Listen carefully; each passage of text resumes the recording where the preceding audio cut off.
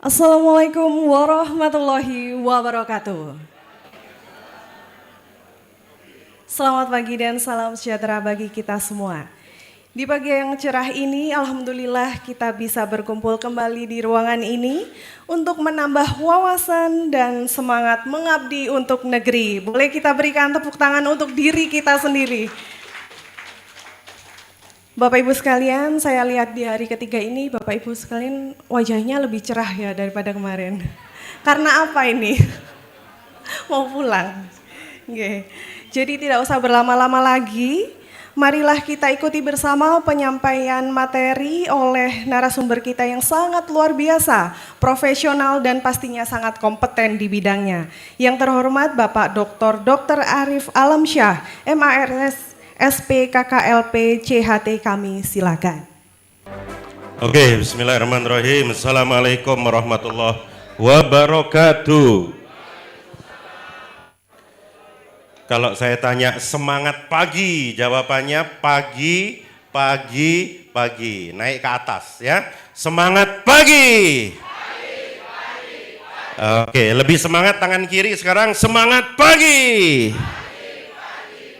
Dua tangan sekarang, semangat pagi. Oke, tepuk tangan untuk Bapak Ibu semuanya ya.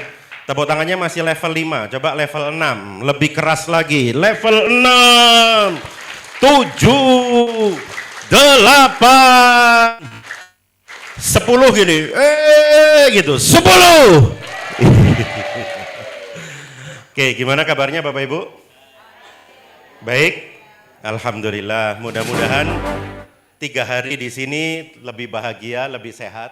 Ya, kadang-kadang saya merasa usia sudah lebih dari 45 itu yang kita inginkan tuh ketenangan, betul ya? Kedamaian, betul? Nah, ya, karena kadang uang itu penting, tapi katanya money can buy bed but not sleep, katanya gitu ya. Uang tuh bisa beli tempat tidur, tapi nggak bisa beli tidur. Saya tuh banyak pasien Bu, itu susah tidur. Ya, yang tua tapi udah susah bangun. Jadi tidur semua tuh pasien-pasien saya hipnoterapi kebanyakan susah bangun, tidur terus. Jadi ketika saya hipno langsung les, gak tangi-tangi Bapak Ibu ya. Jadi keturun maksudnya. Perkenalkan, bisa di ini slide-nya. Perkenalkan saya sehari-hari masih mahasiswa. Saya sehari-hari masih mahasiswa di Fakultas Kedokteran, Kesehatan Masyarakat dan Keperawatan di Universitas Gadjah Mada ya. Mohon maaf karena banyak harus fokus ke penelitian, mungkin ya kadang-kadang materinya nanti agak blocking ya. Saya dosen di Fakultas Kedokteran Brawijaya, mungkin kalau anaknya ada di FK nanti kita bisa ngobrol-ngobrol ya. Saya basic spesialisasi saya kedokteran keluarga. Saat ini diamanai menjadi ketua Dewan Pengawas di rumah sakit di Jawa Timur ya, terutama di Mojokerto ya. Jadi kalau ada teman-teman di Mojokerto, saya Dewan Pengawas di Rumah Sakit Sukandar dan Basuni ya. Dan banyak lagi pekerjaan dan aktivitas. Anak saya 7, yang satu lulus dari ITB, sudah kerja di Boston Consulting Group. Yang nomor 2 di Universitas Indonesia, Fakultas Hukum. Yang lain-lain masih mondok dan ya. Mudah-mudahan kita termasuk orang-orang yang bersyukur. Nah, ya, saya lihat wajahnya kok bahagia semua. Karena setiap hari saya ketemu orang yang sumpek Pak, sambat teh. Ya, mungkin ada orang tuh bangun pagi itu isuk meneh. Ada nggak yang gitu? Bojone ngorok meneh kan gitu ya. Kadang-kadang kita itu lupa untuk bersyukur. Pengalaman saya ya, menghadapi ini materi saya ya supaya kita nggak stres ya. Pengalaman saya itu menarik Bapak Ibu di ruang praktek itu. Istri kan ya. Mereka tes damai. Ternyata rezeki mereka tuh bertambah. Jadi rupanya rezeki itu bukan masalah Anda kerja siang malam aja. Rezeki itu ternyata adalah ketika Anda itu punya dada yang lapang. Karena Allah dan semesta ini ternyata hanya suka dengan orang-orang yang dadanya lapang. Kalau kita belajar dari Nabi Musa ya, Nabi Musa itu ketika menghadapi Fir'aun, maka dia minta dadanya yang dilapangkan, bukan Fir'aunnya yang digantikan gitu. Kalau kita kan kadang-kadang, ojo aku po, dapat tugas tuh langsung mundur, betul ya? Padahal dapat tugas tuh kepercayaan apa penghinaan Bapak Ibu? Kepercayaan. Coba tirukan saya semuanya ya. Secapek-capeknya kerja, yuk. Lebih capek nganggur. Tuh dipegang tuh kalau capek, betul? Sekali lagi kita ulang. Secapek-capeknya kerja. Lebih capek nganggur. Ya. Coba Bapak Ibu ingat gak dulu nganggur di rumah mertua? Itu capeknya luar biasa, betul gak? Bangun siang salah, rambut basah salah, betul ya? Serba salah pokoknya. Ngambil tempe 2, tegang, betul? Kate ngotek ayam loro, tegang gitu. Karena gak bondo. Betul ya? Oke, makasih. Makanya harapannya Bapak Ibu, bersyukurlah, alhamdulillah. Kita bangun pagi itu jangan kebanyak sambat. Ya, saya tuh sedih. Kalau lihat ada anak muda itu nyanyinya, aku terjatuh dan tak bisa bangkit lagi. Itu kalau di kedokteran kan stroke diagnosanya ya. Aku terjatuh tapi nggak bisa bangkit lagi. Apa namanya itu? Stroke Bu. Stroke itu defisit neurologis vokal mendadak. Jadi stroke itu mesti mendadak. Kalau nggak mendadak ya bukan stroke gitu. Jadi tiba-tiba Anda ngomong gini loh, itu stroke gitu. Moro-moro merot gitu. Pokoknya moro-moro itu stroke. Kalau nggak moro-moro berarti bukan stroke. Betul ya? Lah orang terjatuh moro-moro gak iso bangkit. Sebagian besar stroke. Aku tenggelam. Luka dalam. Bayangkan. Sekarang kan banyak kan orang-orang yang mengalami luka yang tidak berdarah ya. Yang cirinya orang yang lukanya tidak berdarah itu 3. Ini penting Bapak Ibu.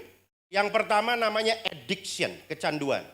Yang kedua namanya aggression, bullying, KDRT. Yang ketiga namanya depression, self-harm, melukai diri sendiri, murung, bunuh diri. Addiction, aggression, depression.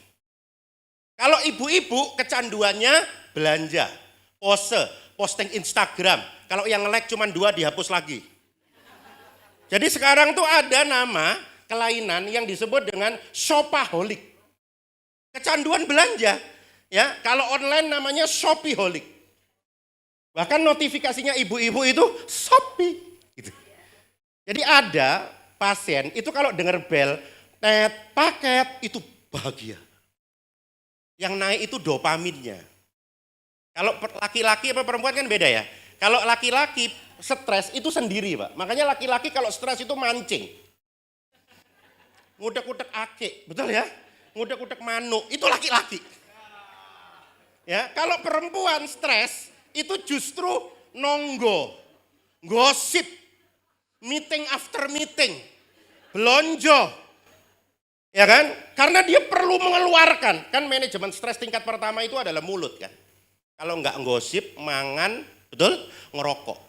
Laki-laki itu kan kalau udah stres tuh Pak, saya lihat di masjid-masjid itu langsung senden, pandangan kosong. Ya kan, tuh laki-laki sendirian dia. Kenapa? Karena laki-laki tidak bercerita Bapak Ibu. Kira-kira gitu. Tapi kalau bapak-bapak, waduh, bercerita.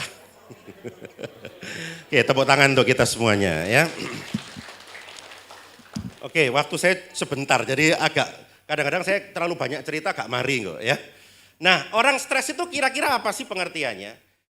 Dia tidak bisa merespon ketika rencana tidak sama dengan realitas.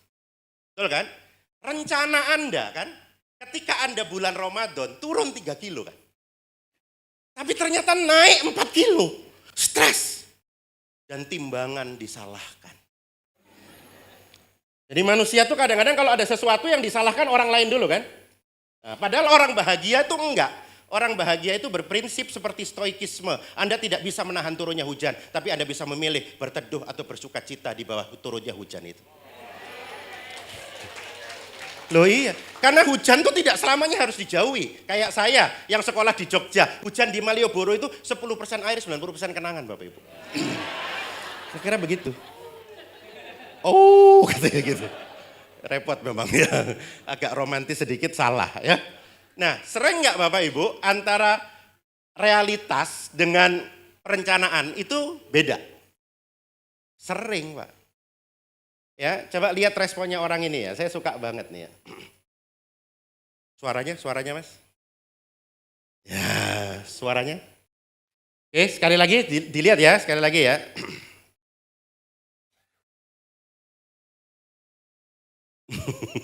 Gak apa-apa, tenang. Ya, apa yang menarik dari film tadi?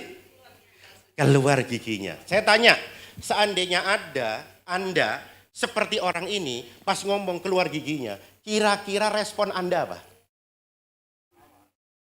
Hah? Iya, mosok ketawa. Anda di podium tiba-tiba, yang kami hormati Ibu Gubernur, gitu. Saya yakin besok Anda minta cuti kayaknya, betul gak? Cuti tahunan, betul ya? Kenapa? Karena kadang-kadang mohon maaf, kita itu nggak siap menghadapi sesuatu yang kita tidak pernah perkirakan sebelumnya. Sedangkan orang ini, coba lihat ya, ketika gigi lepas, apa yang dia lakukan? Korea.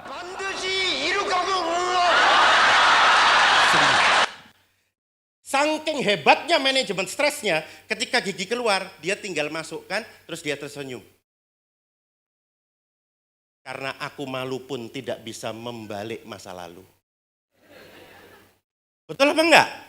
Sedangkan kita kenapa malu? Karena pikiran Anda itu terlalu drama, Bapak Ibu. Pikiran Anda itu kakean drama. Papasan sama temen di kantor nggak nyapa aja, srut Anda langsung sombong. Aku gonok koncone. Padahal teman Anda itu kebelet Bapak Ibu. Dan orang kebelet itu nggak akan lihat kanan kiri. Betul apa enggak Bapak Ibu? Ya. Sedangkan menurut WHO, ya, orang sehat jiwa itu adalah orang yang bisa menyesuaikan diri secara konstruktif pada kenyataan walaupun kenyataan itu buruk. Jeder, maaf Bu, hasil patologi anatominya kurang bagus. Sepertinya memang ada tumor. Ternyata kan kalau di kedokteran itu gold standar pemeriksaan tumor itu adalah histopatologi namanya, bukan USG. Ya, histopatologi bukan laboratorium. Jadi diambil biopsi, cuk, terus dilihat di mikroskop kok ada sel-sel kanker, maka dokter akan langsung melakukan staging namanya. Kira-kira kanker ini stage berapa? Nah, kalau kankernya di mana tiba-tiba paru-parunya udah kena, ya hampir pasti stage 4. Karena metastase jauh namanya. Dan tidak selalu kan orang kanker itu yang diketahui dulu kankernya, yang diketahui dulu justru penyebarannya. Banyak pasien itu patah tulang Pak, ternyata dia kena kanker usus, dia nggak tahu. Jadi kankernya sudah nyebar ke tulang gitu. Nah ketika menghadapi itu kan nggak gampang Bapak Ibu. Orang pasti denial kan, kenapa aku? Dia nggak bisa nerima, akhirnya dia keliling ke 3 rumah sakit. Ternyata hasilnya sama, di situ dia baru bargaining dengan takdir itu. Makanya kata para ulama itu, ya takdir itu harus diapit oleh 2 hal. Tawakal sebelumnya dan ridho sesudahnya.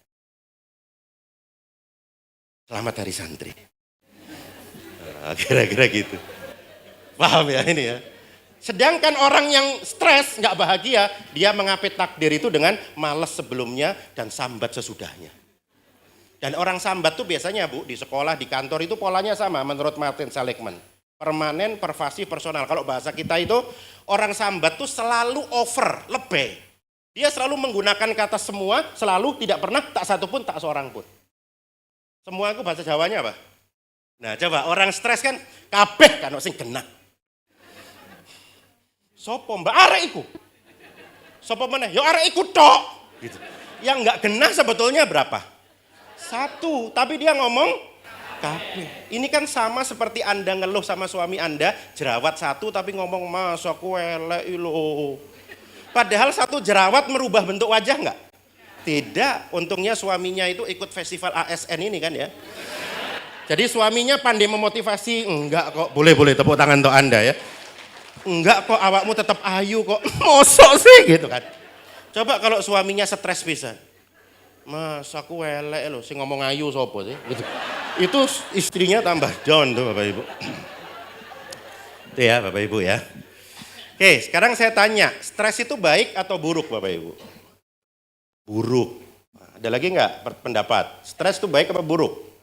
Baik, buruk. Terjadi perbedaan pendapat ya. Stres itu bisa baik, bisa buruk. Kalau baik namanya eustress.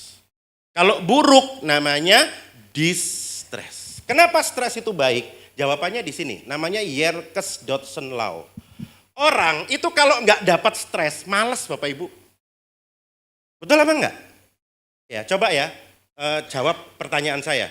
2 tambah 3 sama dengan X. Berapa X? Waktunya 3 jam, selesai nggak selesai dikumpulkan. Anda merasa dihina apa dihianati? Nah ini kan kayak ASN kan, soalnya gampang, kerjone suwi. Akhirnya 1 detik menyelesaikan pekerjaan, sisanya tiktokan. Kurang tantangan, betul nggak? Jadi ASN itu males bukan karena kebanyakan kerja, karena kekurangan kerja kadang-kadang. Bingung jadi lapo meneh gitu. Ya, dia bingung kan? Akhirnya masak Indomie, masak apa gitu. Ini kekurangan apa? Stres. Coba, Bapak Ibu kalau sekolah S1, S2, S3 mendekati ujian, stres kan? Semakin semangat nggak untuk belajar? Yes, itu yang namanya the power of kepepet. Ya, jadi stres itu akan menciptakan sesuatu di dalam diri kita. Tapi kalau stres itu terlalu banyak, Anda jadi burn out. Ya, jadi kebanyakan ASN itu yang di sini apa di sini? Sakjane ndek kene. Jadi materi iki sakjane kurang, perlu sakjane. Jadi materinya tuh sebetulnya lebih banyak dikasih pekerjaan, betul ya? Termasuk saya, mungkin saya itu malas karena kekurangan pekerjaan, bukan kebanyakan kerja Bapak Ibu. Ya, tapi ada juga sih kadang-kadang bagian-bagian tertentu di dinas, di apa itu pekerjaannya kayak gak entek-entek ya Pak ya. Betul nggak? Wah rasanya itu kayak meledak gitu ya. Tapi ya itulah hidup. Ya, tahu burnout ya? Burnout itu adalah ketika Anda merasa secara emosi itu terkuras. Jadi Anda itu tidurnya cukup 5 sampai 8 jam, tapi bangun pagi itu kayak malam itu kurang panjang. Gak enak rasanya apa? Ya kan? Dan rata-rata kalau saya tanya di tempat praktek, kenapa Bu?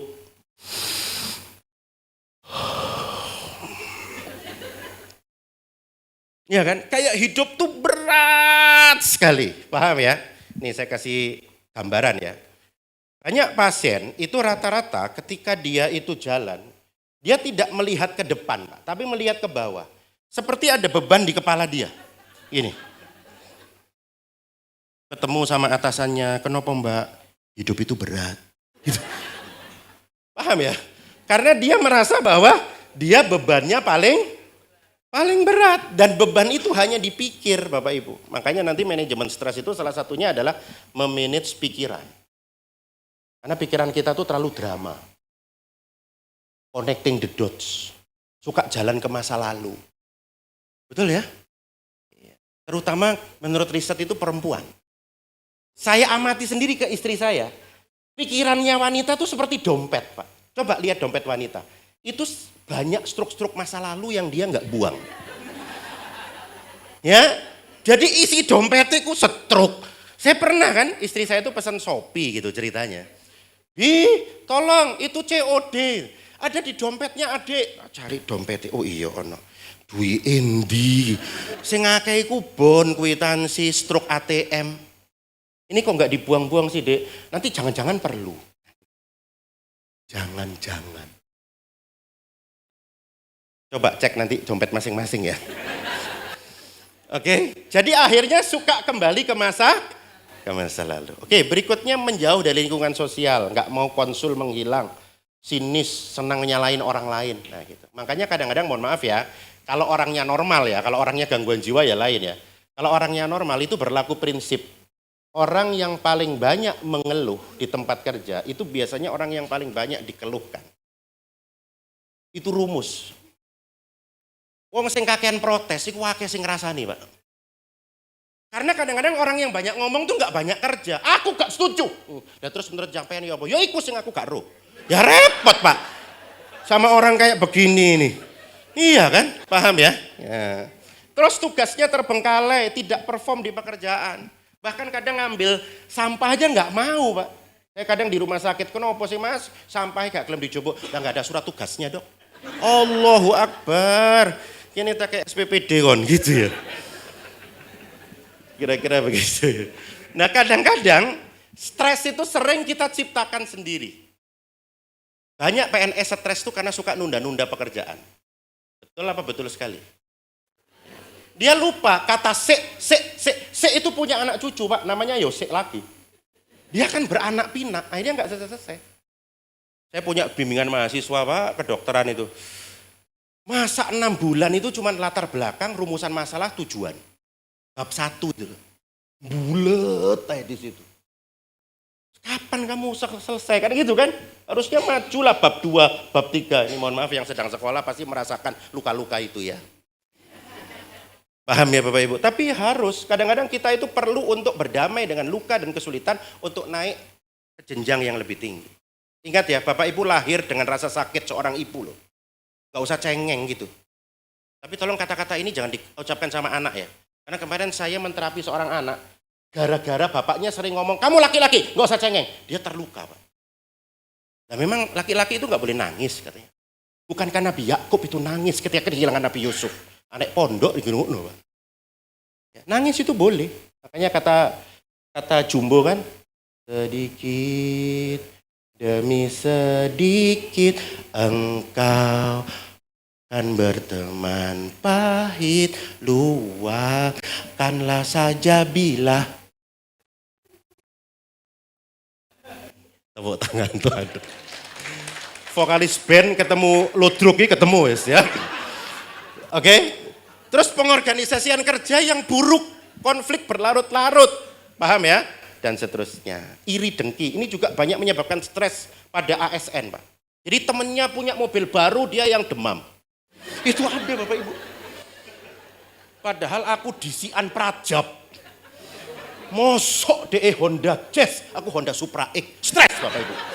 Ya, dia mengalami iri dengki. Kira-kira begitu.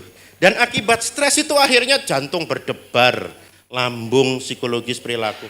Pengalaman saya menjadi seorang dokter dan terapis, yang paling sulit saya terapi itu adalah gangguan cemas, terutama panik. Saya tuh dapat pasien panik, buangel Pak. Kemarin tuh lucu, ada pasien saya sudah sembuh 1 bulan, sama bapaknya dipaksa diruqyah, tambah kumat Bapak Ibu. Aduh ya Allah, karena ustadznya bilang ada jin, dia tambah takut, cemas. Orang cemas itu amigdalanya, otak emosinya kan terlalu reaktif kan. Makanya udah kamu sekarang nggak boleh nonton sesuatu yang membuat emosimu itu roller coaster. Datang ke tempat praktek saya itu, sakit dok, aduh sesek dok. Terus tiba-tiba 2 jam kemudian setelah pulang tuh dia WA, ini kebahagiaan seorang dokter ya. Dok alhamdulillah sudah plong, saya menuju sehat, makasih ya dok. Itu rasanya, gangguan cemas itu berat loh Bu. Pasien saya tuh 3 kali ke UGD. Dia sangka aku ini kena serangan jantung. Enggak, kamu kena serangan panik. Masalahnya bukan di jantungmu, masalahnya di pikiranmu. Yang sakit tuh otakmu, bukan jantungmu. Jantungmu nggak ada apa-apa, ini loh pemeriksaannya. Kenapa? Ada jin, nah itu. Ya mungkin jini bisa juga ya. Bukan berarti ruqyah itu salah ya, jangan salah paham ya. Tapi tergantung filter mentalnya. Kalau dia sejak kecil merasa ruqyah itu hanya untuk jin, ya dia bisa takut. Padahal ruqyah kan nggak cuma untuk jin. Anda sakit masuk angin naik kena ruqyah ya bisa. Boleh aja kan, nggak ada masalah. Ya, kemudian perilaku ini kadang-kadang mudah marah, pelupa, sulit. Ada penyakit tertentu namanya PTSD, Post Traumatic Stress Disorder. Itu orangnya gampang lupa. Namanya amnesia disosiatif. Jadi kadang-kadang dia kemudian kacamata papa mana? Kacamata papa. Kacamata nih papa. Digawe padahal Bapak Ibu. Ya, Tapi amnesia disosiatif itu harus dibuktikan dulu menurut pemeriksaan CT scan tidak ada kelainan otak ya. Jadi harus melalui proses itu. Ya. Kenapa bisa begitu dok? Otak kita itu seperti sekring pak. Kalau di rumah voltasenya tiba-tiba mendadak akan meningkat, bisa membakar rumah. Voltase meningkat, sekring akan memutus kan? Cerk, otak kita juga gitu. Kalau udah terlalu capek otak ini memikirkan kehidupan, terlalu stres, cerk, Anda akan dibuat lupa oleh masa lalu supaya otak Anda tidak terfokus pada luka itu.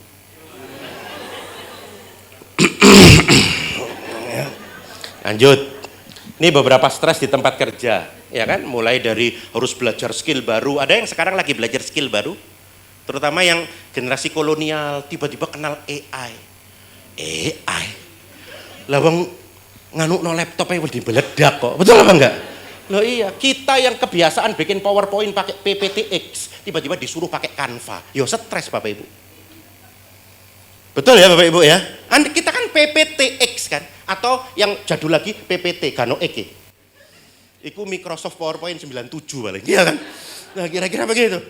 Target deadline, overwork, low pay, bayarannya kurang dan seterusnya. Ya, sosial, ada toxic culture, mengalami bullying, diskriminasi, social pressure. Ini kadang datang dalam satu waktu. Belum lagi polusi suara, kemacetan jalan, kejahatan di jalanan. Bapak Ibu kalau mau tahu polusi suara itu sebesar printer dot metric, itu kurang lebih 80 desibel. Jadi krek, itu stres suwi-suwi Bapak Ibu. Lah apalagi sound horek, betul apa enggak? Lawang itu stres kok. Son horek Bapak Ibu langsung ini paling meneng ya, kemacetan jalan, kejahatan di jalanan ya. Terus belum lagi problem dengan pasangan, anak. Ya kan? Mau nggak mau namanya laki perempuan tuh kata dokter Aisyah Dahlan berbeda. Laki-laki itu pelupa sedangkan wanita itu pengingat masa lalu, ahli sejarah.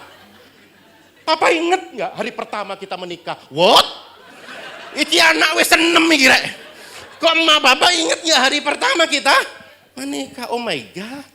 Sedangkan bapak ibu tadi, bapak-bapak mang bengi mangan opo lali bapak ibu.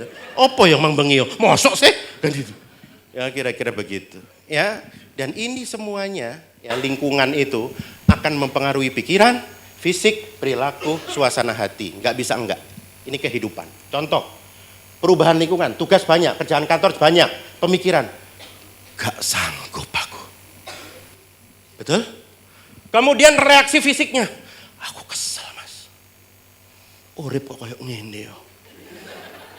Perasaanmu tertekan ketika mau masuk kantor itu. Tertekan, under pressure ya. Terus perilakunya akhirnya nggak mau bergerak dan banyak ngemil. Karena manajemen stres tingkat pertama adalah mulut. Emotional eating. Ada di sini kalau stres itu makan terus. Apa? Mulut itu apa? Manajemen stres lewat mulut. Gosip, makan, ngerokok, vape, ngobrol. Nah, sebetulnya ada satu yang Bapak Ibu lupakan dan ini lebih sehat. Apa manajemen stres lewat mulut yang paling bagus? Berdoa. Masya Allah, luar biasa. Kita kan, tapi jarang berdoa itu. Padahal harusnya mulut kita tuh diisi dengan Astagfirullahaladzim, Allahumma anta rabbi la ilaha illa ya Allah. Semuanya dari Engkau ya Allah, izinkan aku melihat keindahan dan semua takdirmu. Harusnya gitu. Iya kan? Alih-alih begitu kita, mbak Rini ya mbak. Sampai yo ngerasa nopot mbak aku ya mbak. Saya deh. Gosip. Lanjut. Terus manajemen stres bagaimana dok? Manajemen stres ada 4. Validasi, ventilasi, regulasi, konsultasi. Dah itu. Yang 3 ini namanya self healing.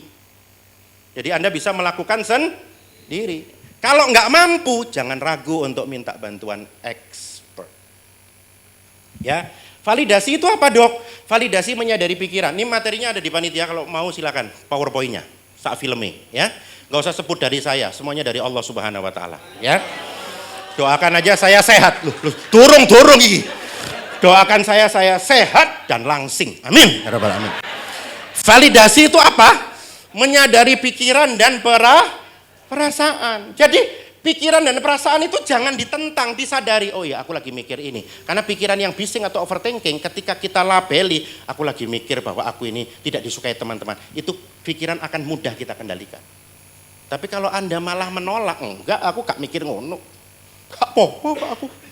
Nah itu masalahnya. Anda memilih untuk menekan daripada mengekspresikan atau merilis. Ya, dan kebanyakan pikiran itu negatif Bapak Ibu. Termasuk suasana hati. Coba 2 minggu kemarin ada nggak yang Anda rasakan? Coba beri nama perasaan Anda itu. Beri nama, ada? Nah, ini latihan. Jadi Anda itu harus pandai memberi nama. Aku tertekan, aku sedih. Sekarang langkah berikutnya, emosi itu Anda skala dari 1 sampai 10 di angka berapa? Harus bisa begitu kalau mau manajemen stres. Nah, tapi kalau saya sama pasien misalnya ya, pasien itu gimana Bu, perasaannya gimana?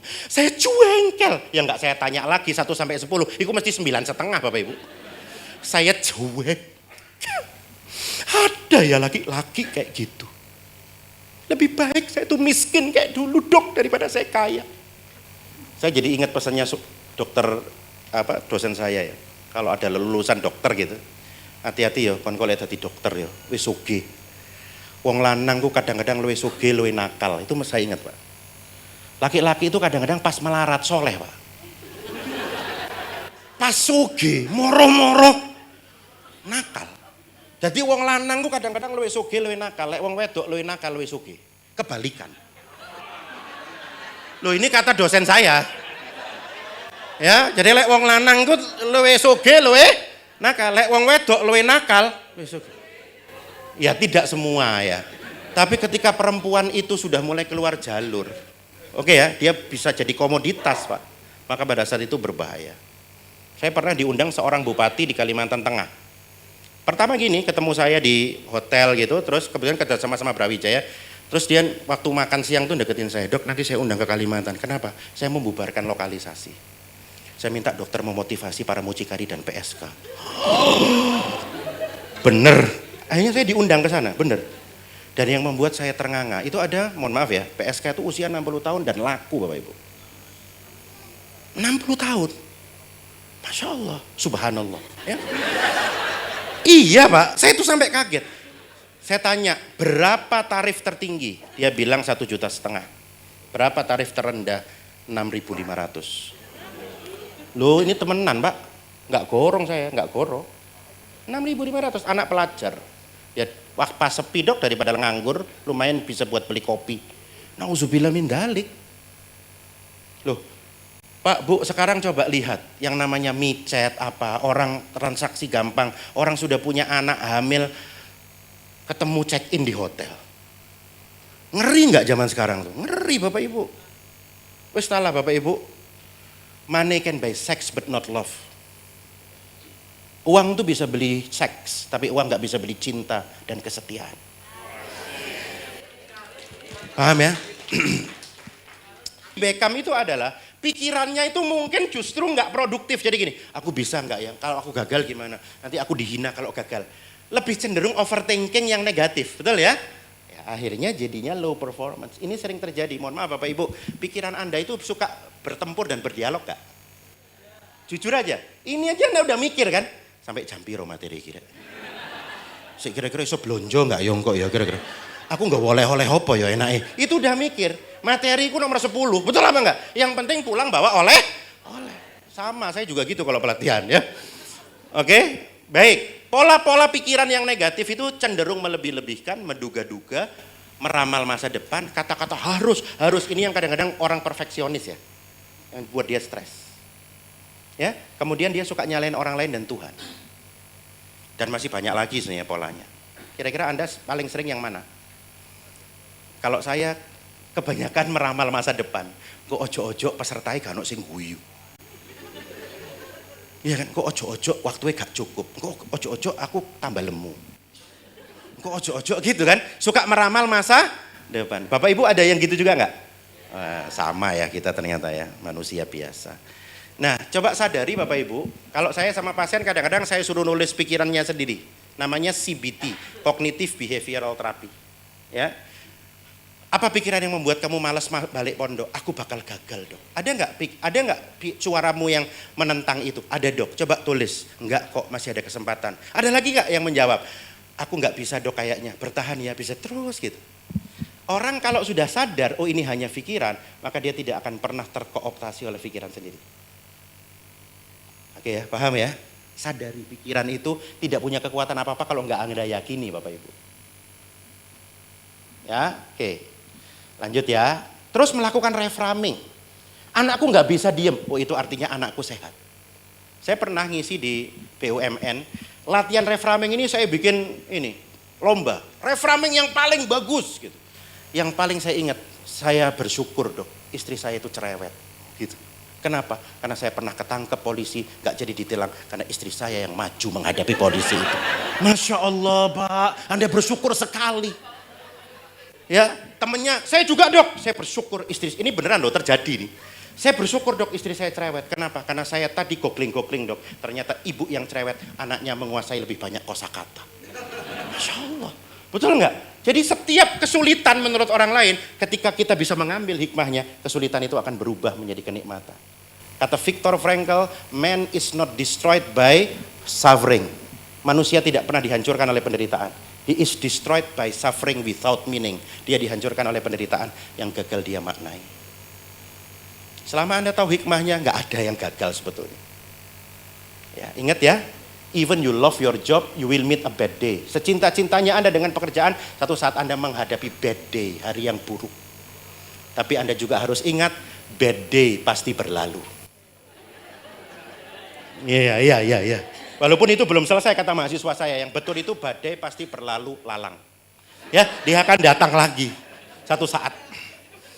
Berikutnya ventilasi. Ventilasi awal instant gratification. Dopamin naik cepat, turun cepat. Ini kadang-kadang menimbulkan adiksi. Apa itu? Makan, minum kopi, main game, doom scrolling namanya sekarang, belanja, seks. Seks itu porn, masturbate, orgasm. Menyanyi, dengerin lagu. Menyanyi yang sesuai dengan pikiran dan perasaan. Pernah nggak Anda dengerin lagu di mobil nangis sendiri? Itu ventilasi. Ya, cuman ada ventilasi yang lebih sehat. Apa itu? Journaling, write it down. Tulis. Bercerita, cerita pada orang yang dipercaya. Berdoa, mengadulah kepada Tuhan. Masuk baca Quran, a'udzubillahi minasyaitonirrajim, baca kisah-kisah orang terdahulu. Kenapa masa laluku kok kayak gini? Oh, ternyata nggak cuman aku. Nabi Yusuf masa lalunya juga tidak sebahagia aku. Paham ya? Aku kehilangan anakku. Oh, ternyata Nabi Yakub juga kehilangan anaknya. Istriku tidak taat. Oh, ternyata Nabi Nuh juga istrinya tidak taat. Suamiku kok jahat? Fir'aun lebih jahat. Tapi Asiyah bisa masuk surga. Insyaallah kabeh ono jatai masing-masing, Bu. Ada yang masuk surga lewat jalur sholat, ada yang masuk surga lewat jalur kesabaran, Bapak Ibu. Bapak Ibu, bagaimana memanage perasaan? Saya kalau bawa mic ini, berat apa ringan? Ya kalau cuma 1 jam kayak gini ringan, Bu. Tapi kalau 1 hari mulai merasa 1 tahun kayak sudah ditekuk, Bu. Ya, artinya Anda harus merilis perasaan itu. Dilepas. Ya, cara merilisnya bagaimana? Ada berbagai macam cara. Kalau yang saya suka dengan pasien-pasien saya itu pertama namanya Sedona. Sedona itu cuma ngomong gini. Bisakah aku melepaskan kesedihan ini? Ya. Maukah aku melepaskan kesedihan ini? Kapan? Nggak perlu, nggak penting apa jawabannya, nggak penting. Anda ngomong aja, bisakah aku merasakan rasa marah ini? Bisakah aku melepaskan rasa marah ini? Maukah aku melepaskan rasa marah ini kapan? Nanti kalau Anda sudah mengalami transformasi, tiba-tiba ada suara dalam hati, kapan? Sekarang. Dan biasanya saya tutup dengan ini, ya Allah, aku memang sedih, tapi aku pasrahkan kepada Engkau semuanya. Ya Tuhan, aku merasa marah, tapi aku menerima kondisi ini sepenuhnya. La haula wala quwata illa billah. Tutup dengan satu doanya Nabi Ibrahim waktu dimasukkan kepada api. Doanya gini, hasbunallah wa ni'mal wakil. Mudah-mudahan Bapak Ibu berbahagia. Ya. Karena segala sesuatu itu kalau kita bawa terus capek. Dendam apalagi ya. Saya pernah menterapi orang yang dendam dengan mantan suaminya setelah bercerai. Itu ketika dia ingat mantan suaminya langsung keluar darah, Pak. serius ini. Set, set, set, set. Terus saya bilang begini, Bu, mungkin suami ibu yang menyakiti ibu dan membuat luka. Tapi yang bertanggung jawab menyembuhkannya bukan suami ibu, tapi ibu sendiri. Mungkin ibu tidak masuk surga lewat jalan sholat malam, tapi ibu masuk surga lewat jalur memaafkan. Dan memaafkan itu kesabaran yang tertinggi. Innama yuwaffas sabiruna ajrohum bighairi hisab. Surat Az-Zumar ayat 10. Siapa yang bersabar maka disiapkan pahala tanpa batas. Makanya Quran menyebutkan minta tolonglah dengan sabar dan sholat. Wasta'inu bisabari wassalah. Mudah-mudahan kita semua diberikan kebahagiaan oleh Allah Subhanahu wa taala. Tepuk tangan untuk kita semuanya. Supaya nggak sedih, ya. Regulasi yang bisa meregulasi emosi ada beberapa. Pertama, progres. Jadi Anda ketika mengerjakan sesuatu terus berprogres, itu bahagia. Tapi kalau Anda stuck, tambah stres. Betul nggak? Oleh karena itu banyak manajemen stres yang harus dilakukan adalah lakukanlah. Do it. Betul? Jangan ditunda. Buka laptop, tulis, kerjakan sekarang. Betul ya? Ya. Berikutnya olahraga. Bapak Ibu, hampir semua pasien saya minta olahraga 150 menit per minggu dengan intensitas sedang. Intensitas sedang yang paling gampang adalah brisk walking. Apa brisk walking itu? Jalan cepat. Bedanya jalan cepat sama jogging apa dok? Bedanya kalau jogging itu ngos-ngosan nggak bisa ngobrol, kalau jalan cepat masih bisa ngobrol. Itu bedanya. Jadi Anda jalan cepat masih bisa ngobrol sama suami. Tapi kalau jogging itu nggak bisa ngobrol. Gitu. Kenapa kok olahraga itu bisa membuat kita bahagia? Karena olahraga mengeluarkan hormon endorfin. Berikutnya sholat zikir, itu juga mengeluarkan hormon endorfin. Meditasi sama, kalau di Buddha, Anda mungkin menyanyikan lagu rohani yang Kristiani, sama. Intinya adalah Anda mengakses connected to the center of energy. Ya, itu yang dikeluarkan endorfin. Makanya Rasulullah itu ketika ada masalah, idza hazabahu amrun sholat. Ketika ada masalah berat, Rasulullah itu sholat. Cuman sholatnya itu harus khusyuk dan tumaknina. Kebanyakan kita sholatnya itu secepat-kecepatan cahaya. Jadi nggak ngefek Bapak Ibu. Ya, harusnya kalau ada masalah itu Allahu Akbar. Bismillahirrahmanirrahim. Nafas itu dikontrol. Alhamdulillahi Rabbil Alamin. Ar-Rahmanirrahim. Jadi betul-betul ada tumakninahnya, apa ya, ketenangan gitu. Kebanyakan kita tuh tambah stres Bapak Ibu. Ya. Berikutnya makanan sehat. Ini ternyata nggak kalah penting. Kenapa? Karena ada namanya brain gut axis. Hubungan antara otak dengan usus yang timbal balik. Makanya kalau Anda stres banyak makan. Betul? Kalau usus bagus Anda tenang. Yang paling banyak disarankan oleh para ahli sekarang adalah probiotik dan vitamin D. Ya, coba Anda kadang-kadang nanti tempo-tempo cek kadar vitamin D ya. Orang Indonesia tuh repot Bu. Negeri tropis yang paling banyak defisit vitamin D ya orang Indonesia. Lah ya apa gak defisit sunblock 50%. Iya kan, masker bengkoang, tomat, timun, kates, duren, kesemek, juwet. Aduh. Iya kan, wedi karo sinar matahari. Wong Superman aja cari sinar kok. Ya. Kemudian berikutnya manajemen stres itu banyak bantu orang. Ini manajemen stres Bapak Ibu. Ya, makanya orang Indonesia tuh kalau dikasih bilangnya apa? Terima, terima, terima. Lah kita terima. Jadi mungkin Anda stres terus tuh karena medit Bapak Ibu. Bukan karena yang lain. Terlalu medit kita itu kadang-kadang ya. Coba Anda membantu orang, itu serotonin keluar. Relasi yang sehat, pelukan minimal 10 detik mengeluarkan oksitosin. Pelukan. Hak. Ya, peluk cinta orang yang dicintai. Oke? Dr. Arif Alamsyah, MRS, yang pagi ini telah memberikan tambahan wawasan dan semangat yang luar biasa kepada kita semua. Boleh kita berikan tepuk tangan yang paling meriah untuk Dr. Arif.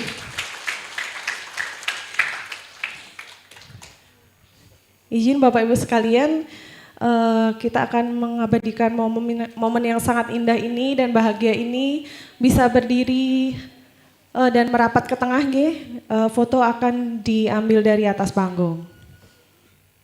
Mungkin gaya bebas, izin. 3, 2, 1. Baik, terima kasih atas. Baik Bapak Ibu sekalian, setelah ini akan ada pengisian post-test seperti yang kemarin pretest. Jadi silakan dilihat di WA masing-masing, bisa mengisi link tersebut. Mungkin bisa ditampilkan di layar juga, Mas,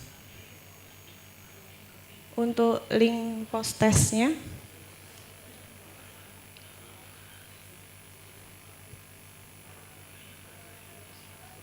Link post-testnya nggak ada ya, Mas? Ini aja. Oh, ini Sukma ya. Jadi link post-test dulu yang kemarin pretest itu jadi satu Bu di situ. Bisa diakses. Kami berikan waktu 30 menit nggih. Setelah itu mengisi e-Sukma. Terima kasih.